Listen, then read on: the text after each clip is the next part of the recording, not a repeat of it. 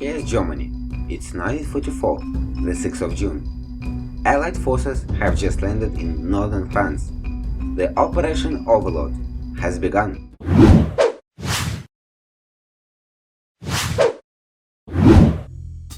Preparing for the landing. After World War II began, Germany invaded and occupied northwestern France, beginning in May 1940. The Americans entered the war in December 1941, and by 1942, they and the British were considering the possibility of a major Allied invasion across the English Channel. The following year, Allied plans for a cross-channel invasion began to ramp up. In November 1943, one angry Austrian put Erwin Rommel in charge of defense operations in the region, even though the Germans did not know exactly where the Allies would strike.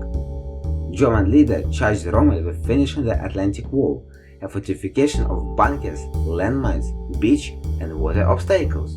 In January 1944, General Eisenhower was appointed commander of Operation Overlord. In the months and weeks before D-Day, the Allies carried out a massive deception operation intended to make the Germans think the main invasion target was Calais. In addition, they led the Germans to believe that Norway and other locations were also potential invasion targets. Many tactics were used to carry out the deception, including fake equipment, a phantom army commanded by George Patton and supposedly based in England, across from Calais, double agents, and fraudulent radio transmissions. A weather delay, the 5th of June 1944. Eisenhower selected June 5, 1944 as the date for the invasion. However, bad weather on the days leading up to the operation caused it to be delayed for 24 hours. On the morning of June 5, after his meteorologist predicted improved conditions for the following day, Eisenhower gave the go-ahead for Operation Overlord.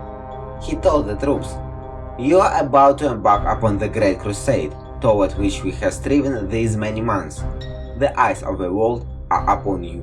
Later that day, more than 5,000 ships and landing craft carrying troops and supplies left England for the trip across the Channel to France, while more than 11,000 aircraft were mobilized to provide air cover and support for the invasion. D-Day landings, the 6th of June 1944. By dawn on June 6, thousands of paratroopers and glided troops were already on the ground behind enemy lines, securing bridges and exit roads. The amphibious invasion began at 6:30 am.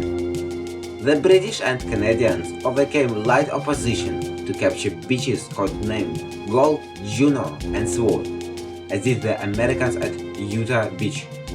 US forces faced heavy resistance at Omaha Beach, where there were over 2,000 American casualties. However, by day's end, approximately 156,000 Allied troops had successfully stormed Normandy's beach. According to some estimates, more than 4,000 Allied troops lost their lives in the D-Day invasion, with thousands more wounded or missing. Less than a week later, on June 11th, the beaches were fully secured and over 326,000 troops, more than 50,000 vehicles, and some 100,000 tons of equipment had landed at Normandy. For their part, the Germans were confused from the absence of celebrated Commander Rommel, who was away on leave. At first, German leaders, believing the invasion was a feint designed to distract the Germans from a coming attack north of the Seine River, refused to release nearby divisions to join the counterattack. Reinforcements had to be called from further afield, causing delays.